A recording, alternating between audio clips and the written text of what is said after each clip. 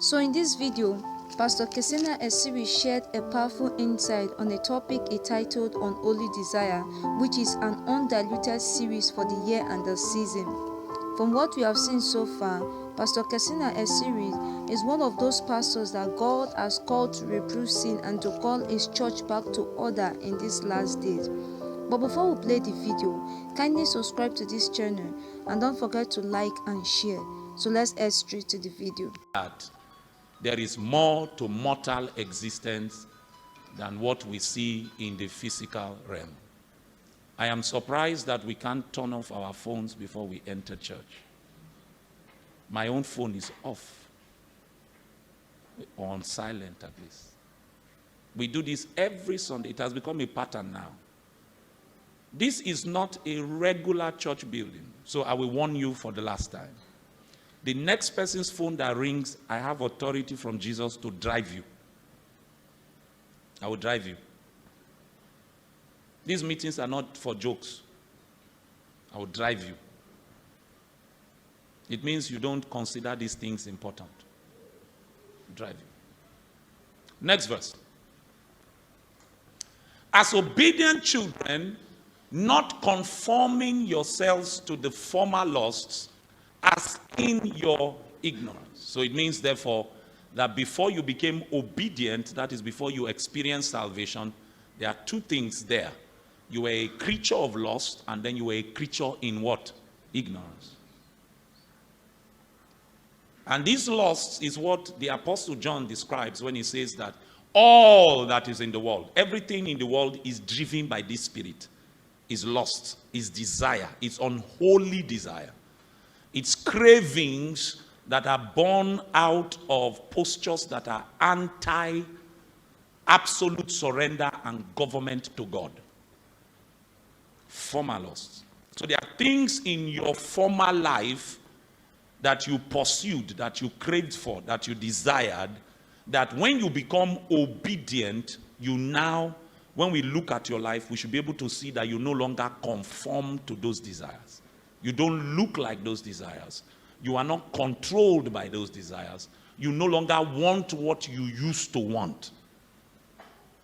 Because those periods will be considered period of ignorance because you assumed that your mortal existence, that is your expression in the physical realm, have occasioned an undeniable need for you to have those lusts to be met. But the minute you meet Jesus, you recognize that there is more to life and living than what the physical realm offers to you. So Christ becomes the absolute need of your life, the absolute desire of your life, and the absolute reason for your existence.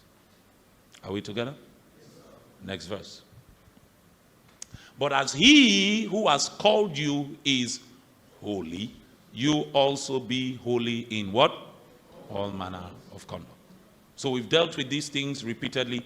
I do this all the time because I know there are people who will be attending Bible study tonight for the first time. So to bring them up to speed with where we have been. Verse 16. Because it is written, be holy, for I am holy. So I've explained this repeatedly. God is saying through Peter here that the reason he's putting the demand of holiness on you is because he is what? It's holy. So he's not trying to punish you. He's not trying to deprive you of what you think might be your legitimate rights. It's because he is holy. He wants you to be holy so that fellowship between him and you will be possible. So that intimacy between you and him will be possible. So the journey of a Christian to experiencing deep dimensions of God is hinged, or it is dependent on your willingness to be holy.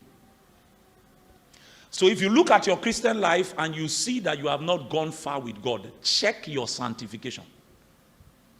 It is because you have not met this critical requirement of holiness. And I told you that holiness is not just being pure, it's not just being clean, it is being separated.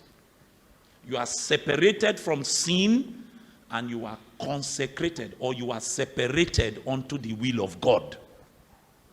That's what holiness is. You are separated from sin, and then you are separated unto the will of God. So if that separation has not become obvious, if we look at you and your life is confusing us, the implication of that is because you are not meeting this critical requirement, you cannot experience God to the level that God has made himself available for you to experience.